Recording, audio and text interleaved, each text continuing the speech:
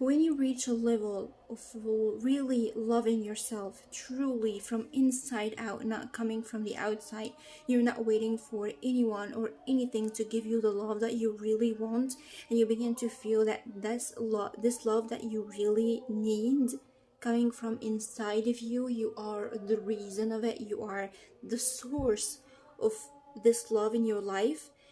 You begin to feel like there's a lot of things that you used to take, you used to endure in your life by name of love, in the name of love, from whoever, from your family, friends, neighbors, colleagues, lovers, and you endure a lot of stuff that you can't handle, but you just handle it because in the name of love. And you discover that, I don't I can't take anymore, I don't need to take it anymore, and it's not me, it's not my value. You begin to feel value more, you begin to know your worth more every day, as this love coming from inside of you just growing stronger and stronger every day. You will feel like, I hurt myself so much in the name of love from whom in your life, and you need to stop doing this.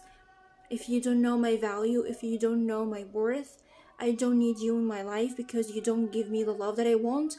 I give myself the love that I need, not you, not from outside.